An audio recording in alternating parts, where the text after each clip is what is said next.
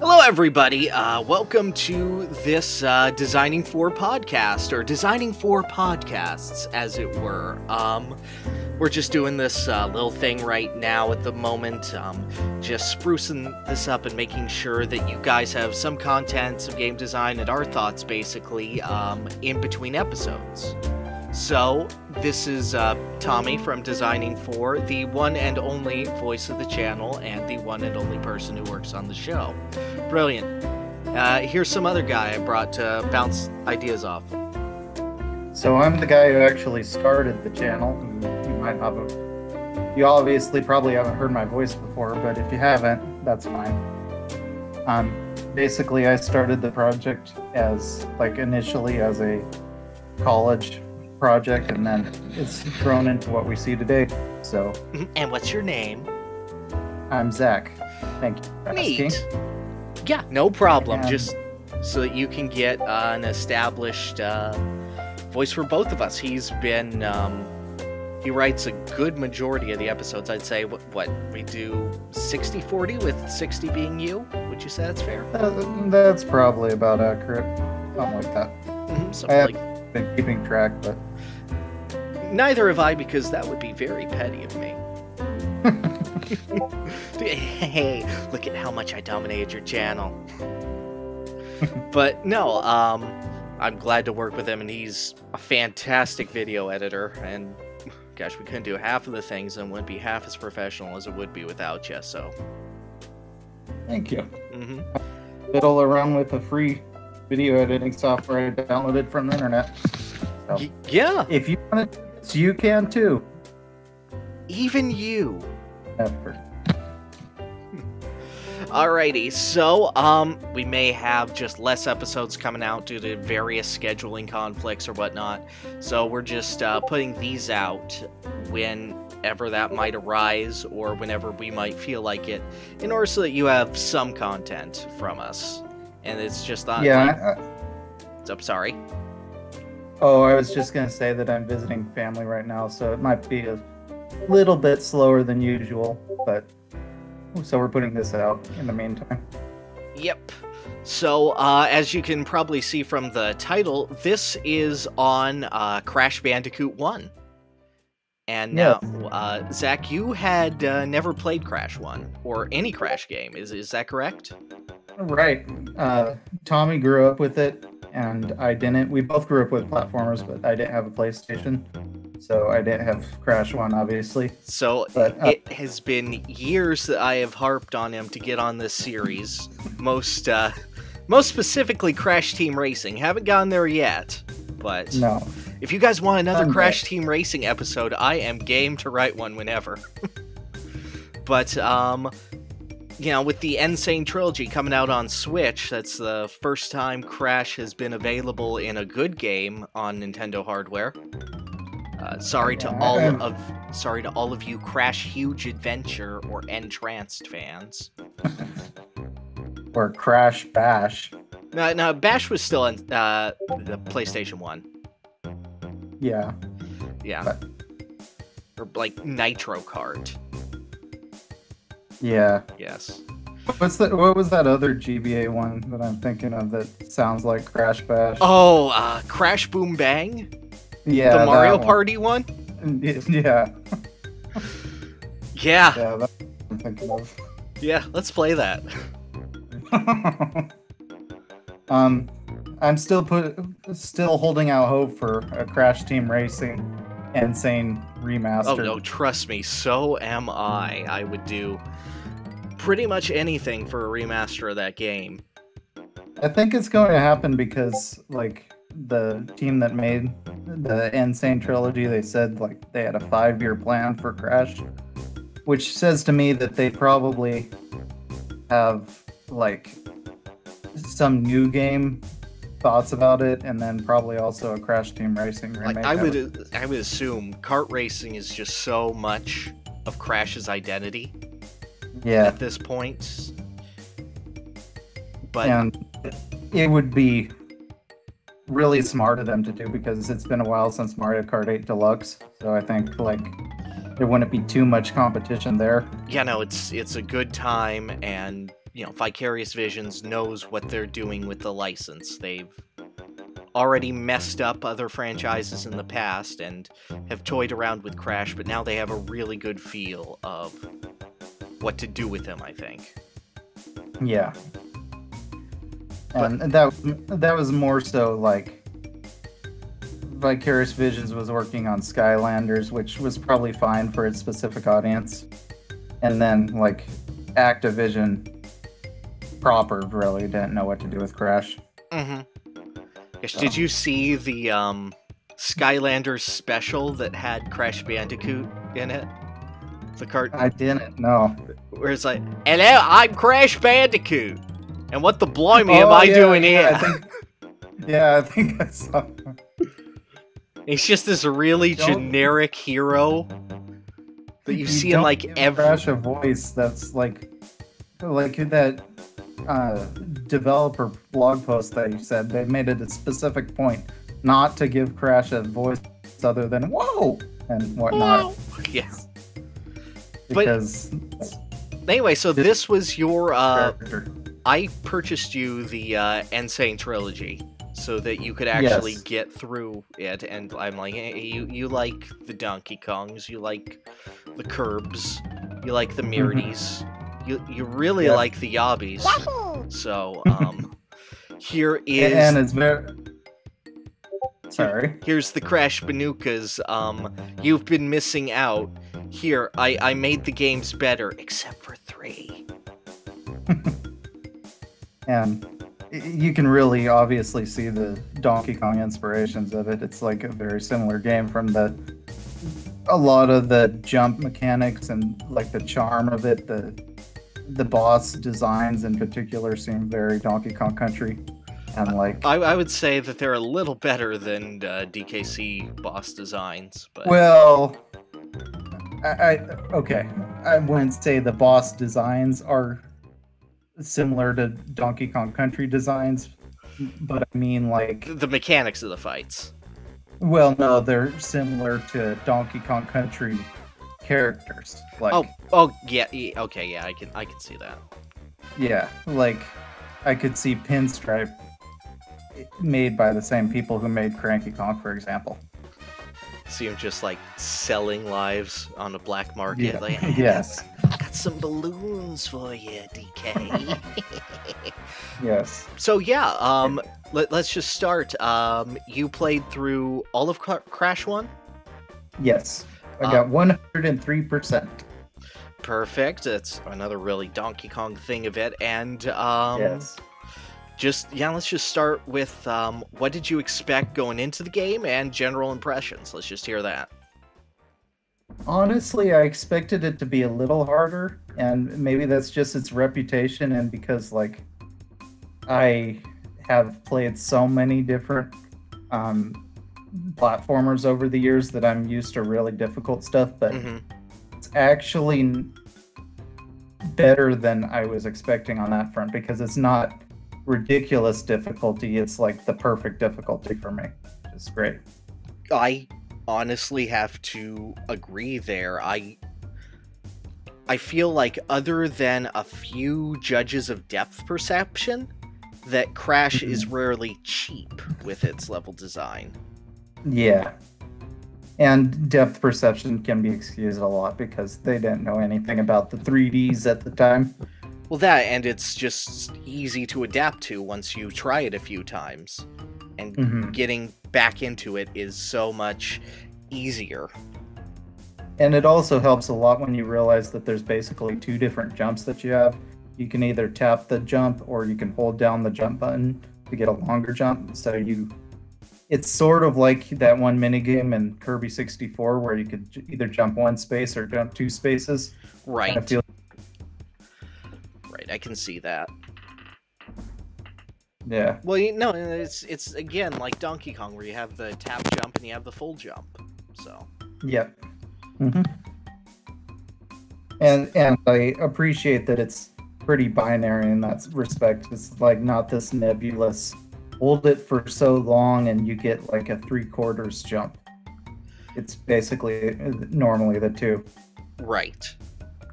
The only jumps I really thought were kind of wonky were when you had to like maneuver around an obstacle on the same vertical plane as you are, and then jump around it. You know what I mean? Yeah, I know what you mean there. Yeah, like if you're on the edge of a stage and there's a column, and you jump around the column to get the crates on the other side of it. That could be a little annoying, but I can see that, but I feel like that was just a cool way to play with the perspective and just the, hey, it's 2.5D, but actually what that means.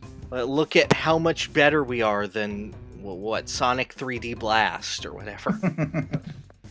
Or Bug for the Saturn. Yeah. Yeah, but Bug is a good comparison point because, like, Crash is kind of special because it's been remembered despite being from that era when Bug absolutely has not. Like, no one cares about Bug anymore. Even though it's, like, probably really relevant at the time, but now it's just really not. Yep. Know that you said that it wasn't as hard as you were expecting, but when's the time that you were like, okay, because the first few levels of Crash are just nothing. They are super, super, super generous, and like all the way through like Papu Papu, it's like, I mean, Papu Papu is, come on, please. Well, actually, like the very, very first thing was actually in the first level, not like the level as a whole, but the first time you have to learn about the jumping across crates one at a time. Oh, the crate bridge, yeah. Yeah, that got me a few times, but I think it was necessary because that's a very, very important mechanic, and I'm glad they taught it early. But besides that, the first like real challenging level as a whole was the Lost City for me. Oh, really? Most people say that they start getting that at Native Fortress. Yeah, part of that was because I didn't get all the crates the first time through. Oh, gotcha. You said that you had an experience with Lost City. You want to tell us a little bit more about that? Yes. So I made it to the very end of the level, and there's this one lizard guy who jumps across a platform and then over to where you're standing. And it's the very last crate in the entire level, and I got all of them. But then I jumped slightly to the left of the crate after bouncing on his head. And since he's dead and he never respawns, I had to kill myself and restart the level from the beginning. Yeah, and Lost City is one of the ones where, in order to get the gem, you have to get it all in one run without dying, right? Yes. That's right. Yep, it's the first one of those, in fact.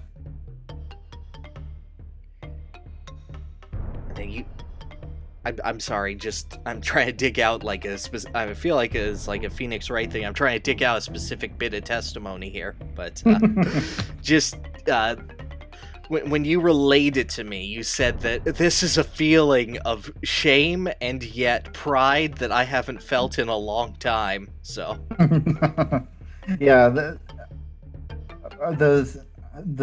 point I was making back then is like that. Video games, even hard ones, they kind of... I appreciate that they're still hard games, but a lot of them have a different kind of sensibility about them. Like, if you look at Super Meat Boy, you always restart 30 seconds ago.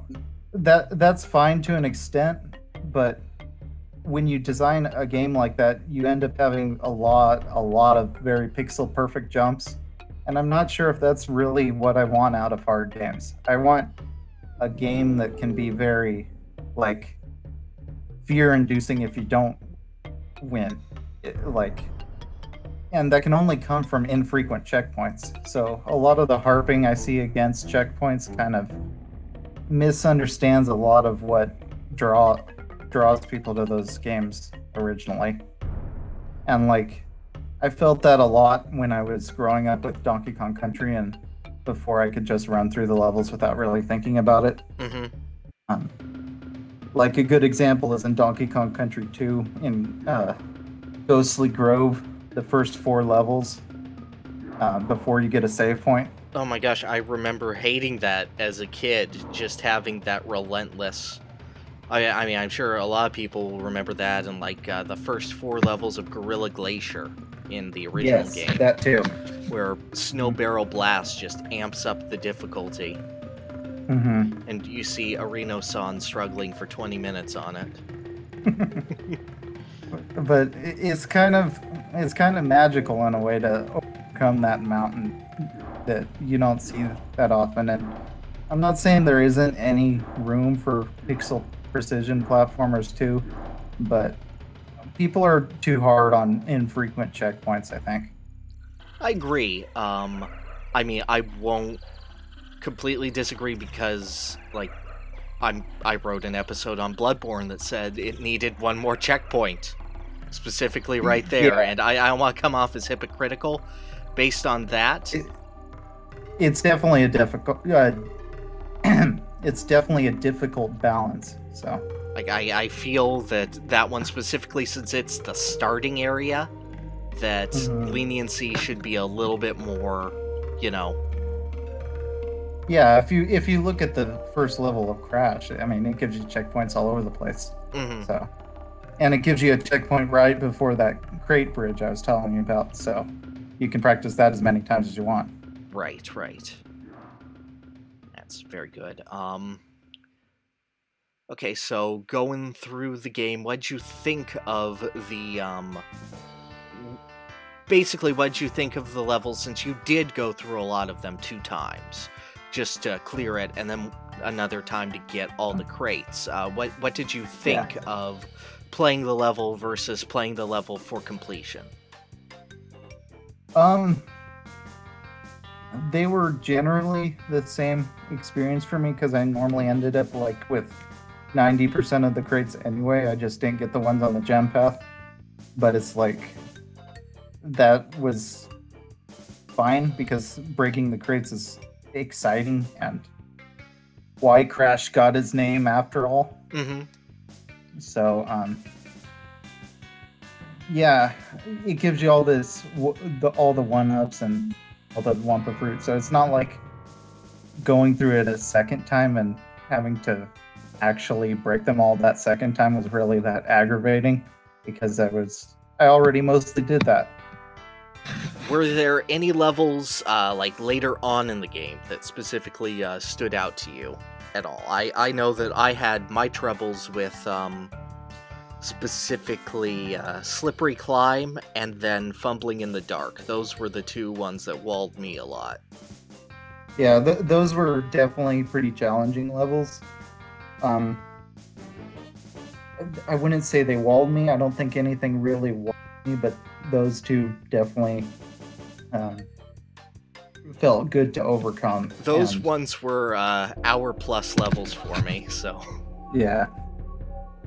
They were like maybe like a half hour for me. Well, see, now I just feel emasculated because I grew up with this. And you're like, oh yeah, no, first time I've ever played Crash, but I blew through them in half an hour each, you know. Yeah, maybe like 15, 20 deaths, something like that. I hate you. And then Stormy Ascent, that one, it's meant to be really hard, but it is pretty difficult, and I appreciate that. Mm-hmm. I appreciate them restoring that one specifically. Restoring it? Because it was not in the original. Well, yeah, I know, but Was it to be in the original? It was taken out, mostly completed, but just removed, and then Vicarious Visions went in and basically patched it up so that it functioned as a normal level. And then I think that the Embryo Challenge Room for that level, the one that's kind of a puzzle, was also all new and all them, so... Huh. I didn't know that. That's actually really interesting. Mm-hmm. So I'm glad on them for going the extra mile and throwing in a bonus level. Makes sense. It does kind of make Crash 2 seem kind of lonely as the only one without a bonus level. Yeah, it does. Yeah. But also, a lot of people now still call Crash 2 their favorite in the series, so... I mean, it's like, well, it doesn't need one because it's perfect. Except for the Komodo Bros. And maybe the jetpack and Cortex. But everything else is amazing. And the ice physics. Yes, and yes, Cold Hard Crash, yeah. And that part where you have to backtrack. I hear people complain about that. Okay, so other than the many flaws we pointed out, Crash 2 is a flawless game. Yes. So, I don't know, just overall, how much would you say that you like the game? I definitely liked it quite a bit. It's a different approach to 3D platform design that I kind of wish would be seen more often, because even though it's so simple, it definitely has its merits. It lets you have more of a linear focus design, and while I mean I love me some Banjo-Kazooie and all that, but I hate me some Donkey Kong 64. Yeah, it'd be nice to see a little of both, and you don't see that too often. Even Crash kind of went off into that sort of thing with Crash Twinsanity and all those. Yeah, it petered off during Twinsanity. Wrath of Cortex was okay, but at that point it started just spinning off to, look at all these spin-off levels we can put Crash in. Whoa! And you'll kind of see that as you get to Crash 3. I would say that the bosses, outside of their personality and their designs, which are really good, were probably the low point of the game, because they had like a lot of patterns that relied on waiting. Yes. And, yeah, I thought that could have been a little bit better, but I feel that Ripperoo actually plays with that, since the waiting is predicated on you, mostly. Is it? Well, with triggering the TNT crates and whatnot. Oh, yeah. I just remembered that I could basically stand in the corner for a lot of the time and be pretty safe. Oh, you can, because he's stuck on specific patterns, but... Yeah. I mean, he's stupid, but I mean, it's... I'm trying to throw one of them a bone, other than Pinstripe looks really cool. I like that Cortex ends on just a single hit. It's kind of a nice finale after you go to the rush. Little anti-climax after the full barrage, yes. Yes. It's like, okay, one more oh. Okay. But yeah, I would give them credit for their designs and personality any day of the week, because they really pop out of the screen. But I know that he doesn't show up much in the first game, but I do remember just earlier today hearing you praise just Cortex's writing and presentation through the series. Yeah. I was saying that in reference to Crash 2, but might as well be called Cortex 2 because it's his game after all. It is. But he's saving the world. Yeah, I mean, don't you trust him? Just have to give him all the gems. Give him the purple crystals. They look like this. I mean, I trust the guy. Why wouldn't I? The fate of the world rests in your hands, Crash. Yes, but, so I guess I'm just going to go down level types. What did you think of the auto-scroller levels, the hog ride levels? Okay. Those... I think that those were interesting. Sometimes it's a little difficult to tell to judge the timing for the enemies that move back and forth and the ones that the spit roasts that go up and down. First off, I want to applaud the morbidity of dodging those. Yes. Sometimes you don't even have to dodge it, but I guess it's fine, really, if you consider it as a pure memorization challenge, because that's basically what it is. Mm-hmm. I like how, and I know I'm comparing to the games that you haven't played yet, but I like how rigid the hog feels compared to the other, because there are auto ride levels in every game. Yeah, I've heard of that with the polar bear and with the polar bear and the tiger. Yeah, whatever. And I'm in the minority that I like the hog's controls the best, but I like the rigidity of it. I feel like I get by on the skin of my teeth with everything, and the only thing that I feel that you need to really gauge and learn through trial and error is jumping on the drums, learning the timing for that in order to get over that's the big only gaps. That's only in the secret level too. The first level doesn't have any of the drums. Yes, you are right. Yes. Yeah. I had to go through the level in my head, but like, is it? Yeah. Is he right? He's so right. Yeah. And then the other specialty levels, just the boulder chase. Since those are big spectacle pieces. One thing I noticed about them is usually I was using the D-pad on because I'm playing this on the Nintendo Switch. But usually I use the D-pad because the game is really divided into crates, and that was a good way to judge how much you're supposed to move, because if you just tap right on the D-pad, then he'll move forward one crate. So I think the D-pad was actually an improvement in that regard because it's more precise. Well, that's how it originally was. The DualShock wasn't released for the PlayStation until later in its life cycle, so... Yeah. But I think that when it came to the boulder levels, it was actually better with the analog stick because they were less rigid in their crate-based structure. Right, there's more of a curvature to everything.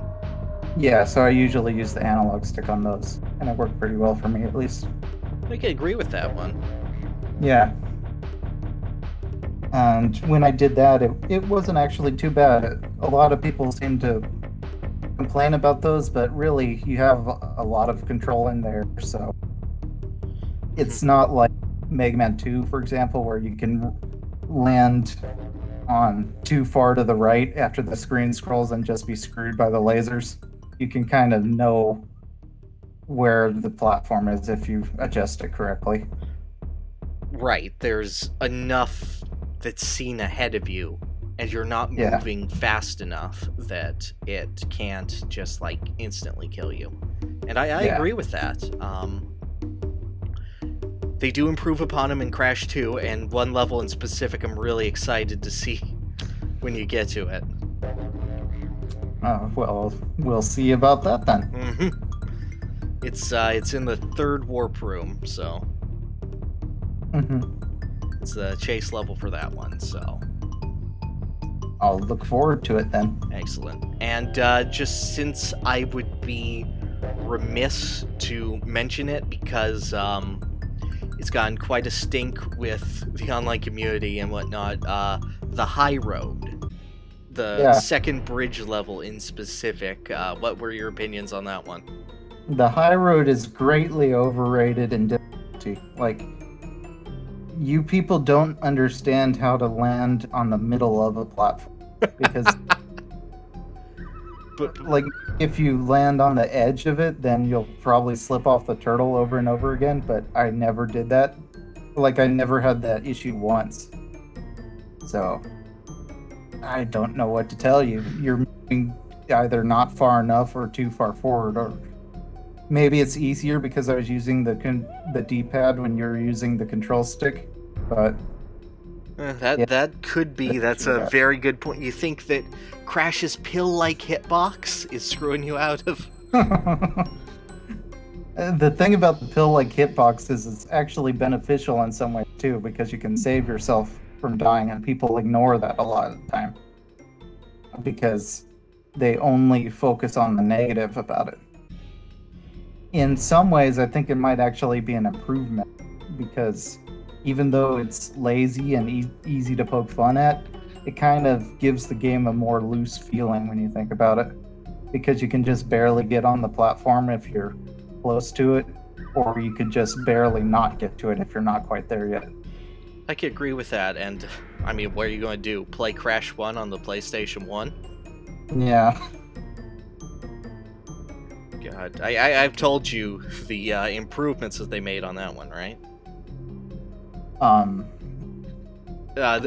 Specifically. That you could only save after getting to the end of a bonus room.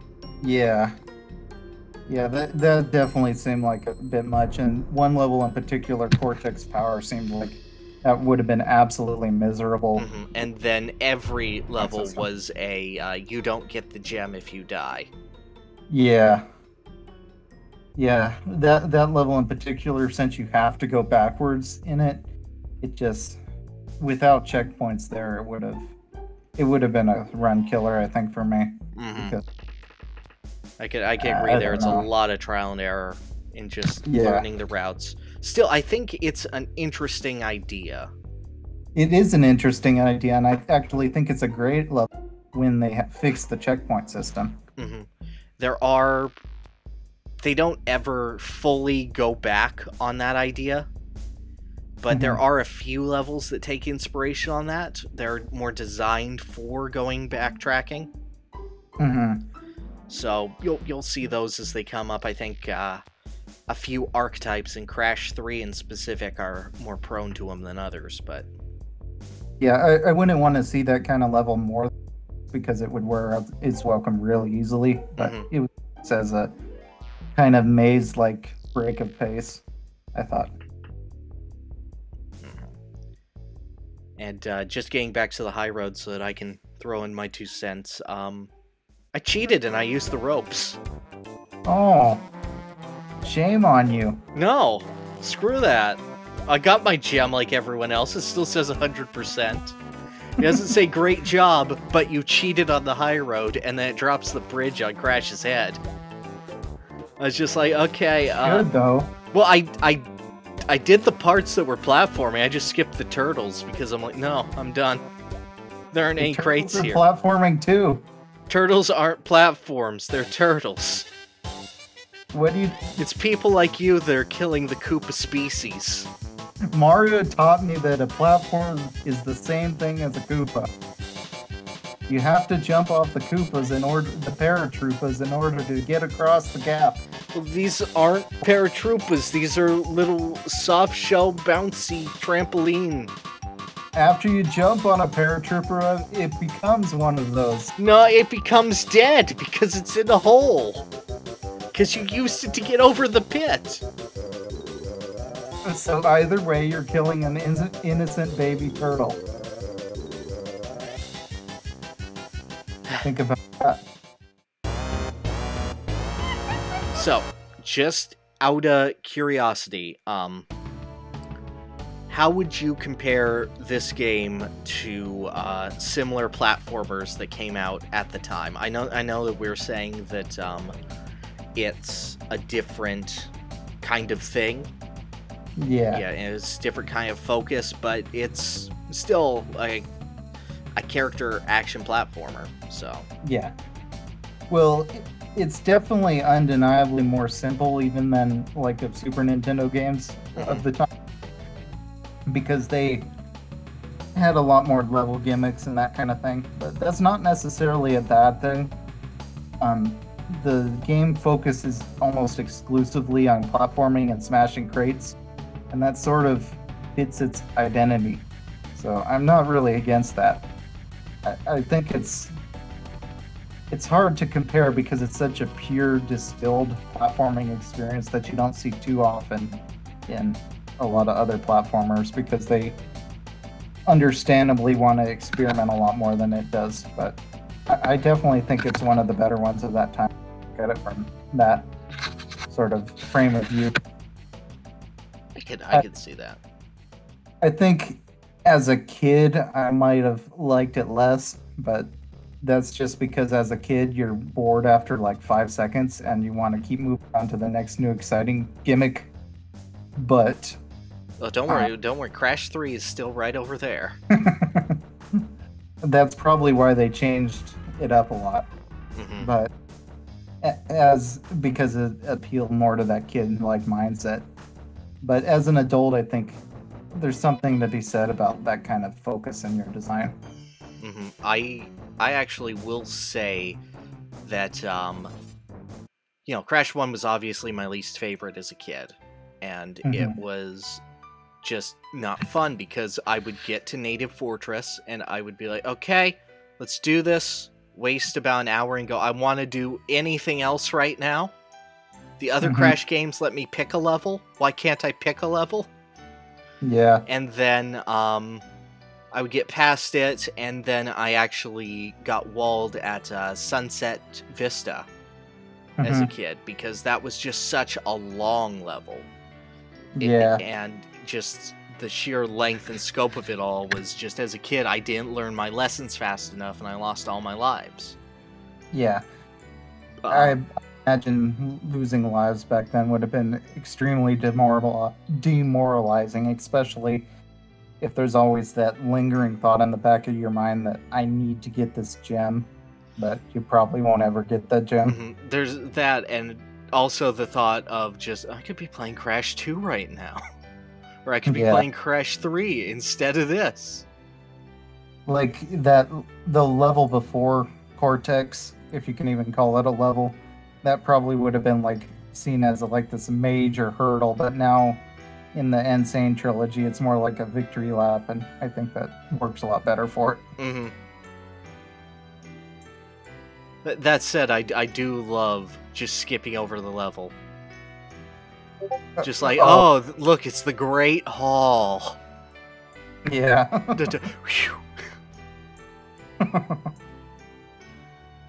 Well, can't believe I made it. But actually, playing through the N. Sane Trilogy, I would say that my favorite Crash game is Crash Team Racing, but my favorite Crash platformer is the N. Sane version of Crash 1, for just the purity reasons that you mentioned. Just, it feels good to succeed in this game, and I feel like the people who play this game and get all the way through are like 1 or 2 steps removed, due to its simplicity, from being able to speedrun the game. Because I feel that speedrunning is a similar mindset of just, okay, I'm going to develop the skill that I need in order to pull off this trick or get past this obstacle. And Crash 1 is just full of that. I absolutely agree with that. Like, I don't think that this is the best game for experienced speedrunners per se, because a lot of the mechanics are simple and there's not a huge skill ceiling there. But as far as getting into speedrunning, it's probably one of the best you could ask for. Because anyone can do it. I would agree. Designing for speedrunning, Crash 1 coming soon. We just have to figure out the level. Yeah. All of them. All of it. The whole game. Especially the auto-scrollers. Well, okay, maybe not those. Design for speedrunning. Papu Papu. You jump on his head, then you jump on his head, then you jump on his head. And then you go, yee-haw! Really complicated tech there. Oh gosh. I think he was one of the earliest examples of jiggle physics in games. Probably, actually. I think so. Can't remember if he's the first, but no, it's a fat man's belly. I think it was released before Tomb Raider, so yeah. So yeah, Crash 1, personally I think it's a great game. Yeah. And I would put it up there. I would definitely say top 5 platformers of that era. Define that era. I would the N64, PlayStation, Saturn. Okay, so post Super Nintendo. Post SNES, yeah. Yeah, that's probably fair, I think, yeah. I mean, this version of the game specifically, but... Yeah, which isn't completely fair, but whatever. I don't know. It's better than Mario 64 DS. But it's not hard to be better than Mario 64 DS. I know, but some people think it is. Sorry to the 3 people I just offended with that very hard statement against a mediocre remake. We're sorry on how much you like Yoshi. Hey, it's not Yoshi's fault.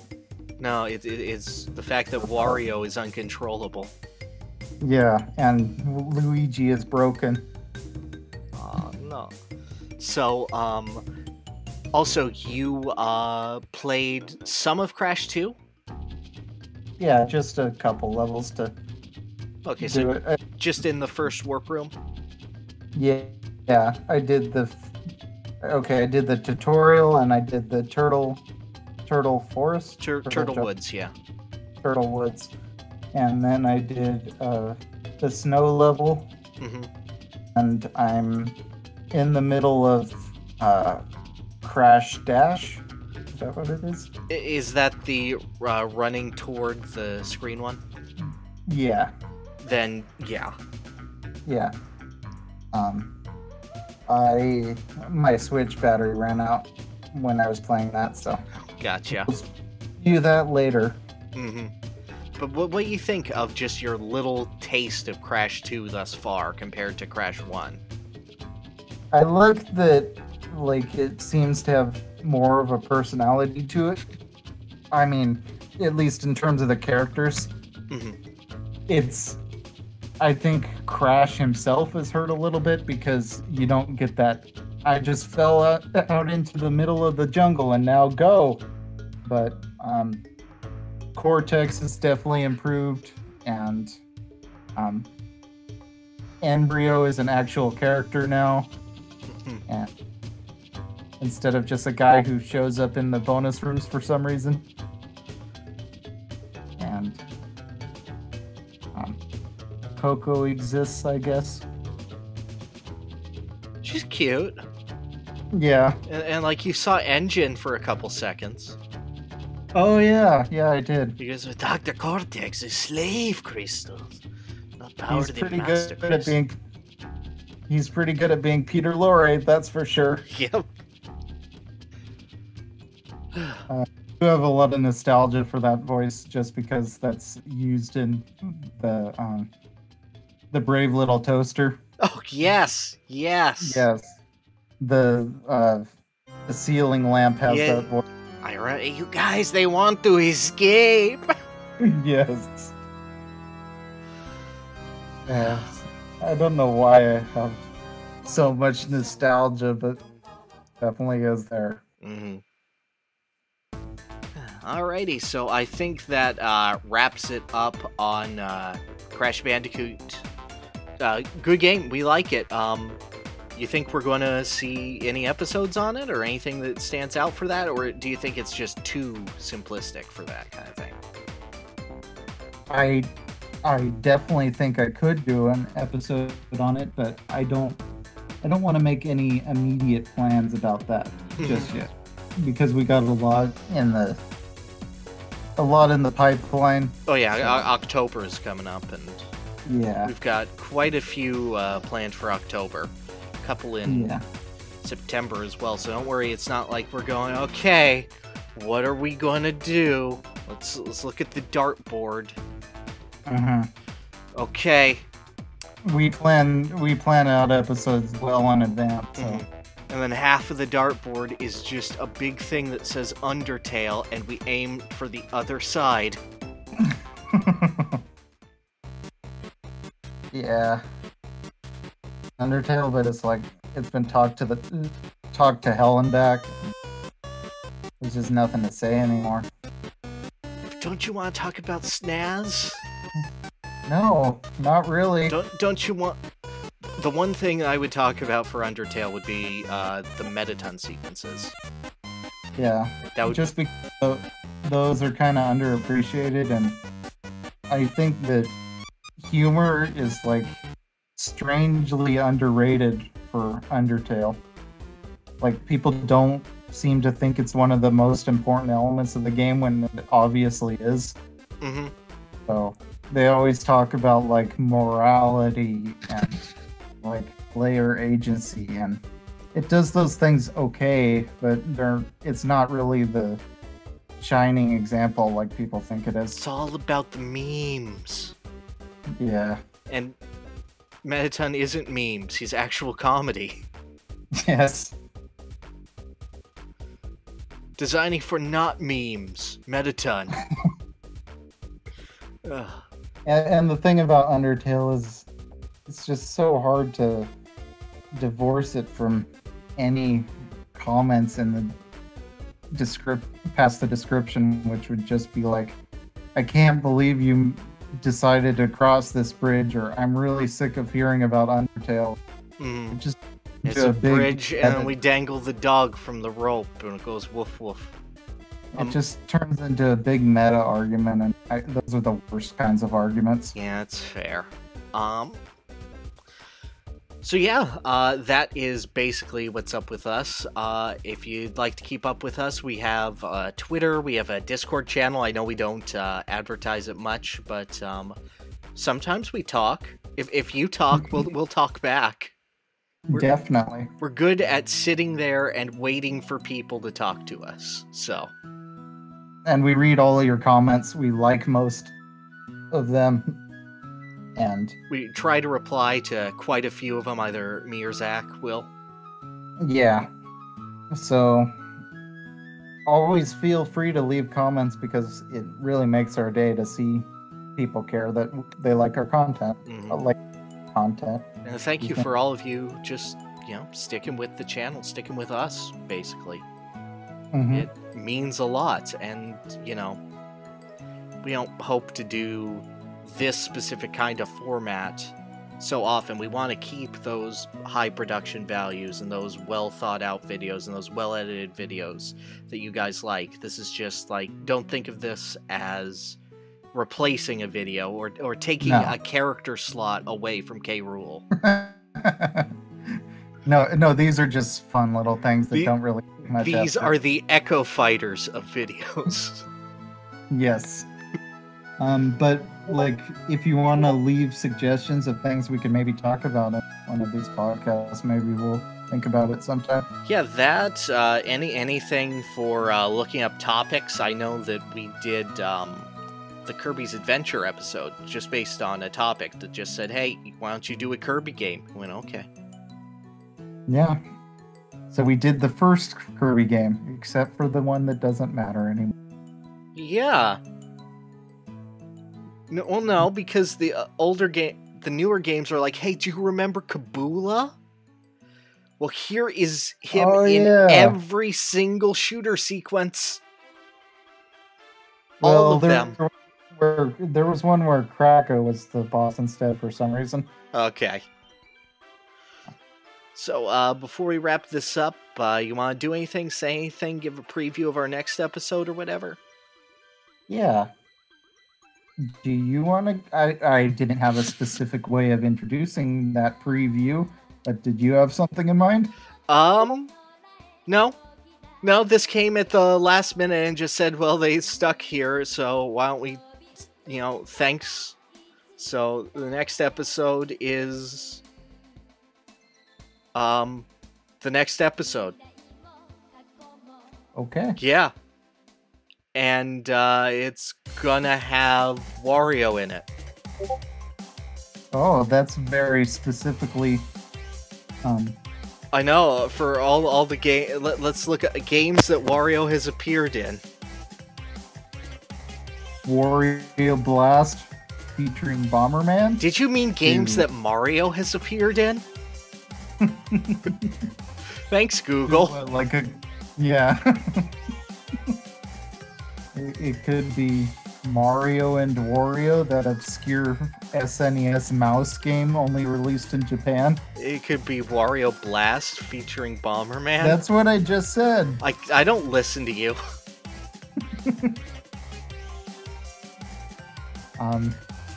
It could be Wario World. That one's actually deserving of a level. It could be Densetsu no Stafy 3. I've actually played that. Pretty little game. Good, but no, it's going to be a reflection on the Wario Land series. So keep a lookout for that. That should be coming